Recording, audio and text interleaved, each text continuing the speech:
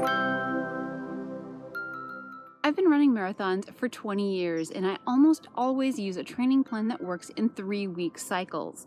As a result, I always think of marathon training in 3-week cycles or phases, each with their own characteristics and things to do to succeed and thrive in marathon training.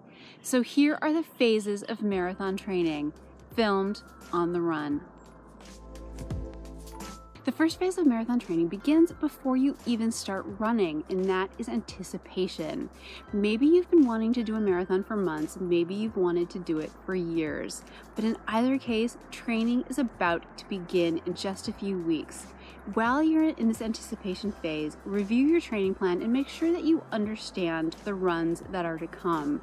Review some possible routes for your runs and make sure that you have a good pair of shoes and some good solid gear to get started. The first 3 or so weeks of marathon training are all about excitement. At long last, you have started running and you have started training. And the mileage in those first few weeks probably isn't that much longer than what you're used to, so it doesn't even feel that hard.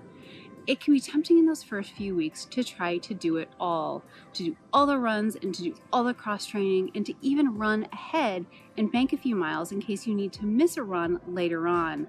But don't. Follow your plan, pace yourself, and learn to rest while you can.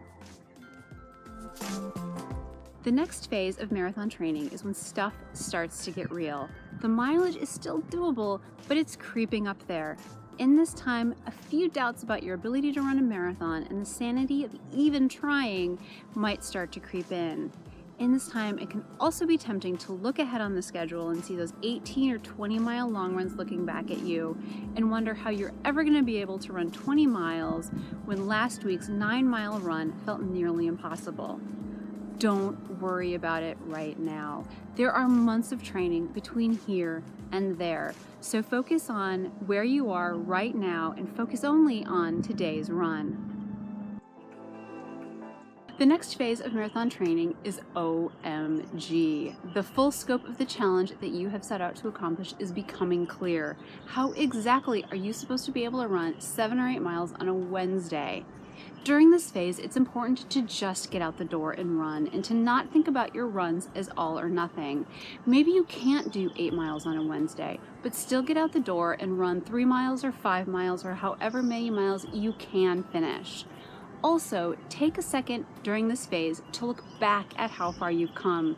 Chances are you're already regularly running more than you ever thought you could have done a couple of months ago. The next phase of marathon training is what I call the abyss. The excitement of starting has long since passed and the miles are long, but they're gonna get even longer before they get any shorter. For me, this is always the hardest part of marathon training. During this phase, it's important to remember why it is you started. Why is it that you wanted to run a marathon? Also in this time, look to other runners, especially other marathoners, for support. They've been there and they know what you're going through. The next phase of marathon training is peak mileage. The peak mileage phase is a combination of elation and disbelief that you have both the time and the ability to run the amount of miles that you're running.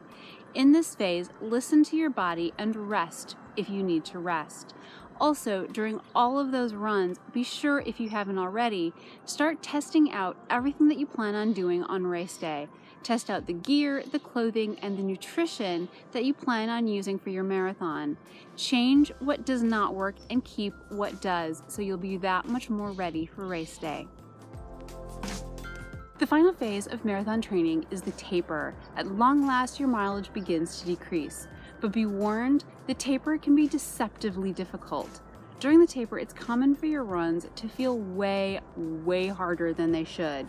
And for many runners, running is a form of stress relief. So just as race nerves really start to kick in, you've lost your main source of stress relief.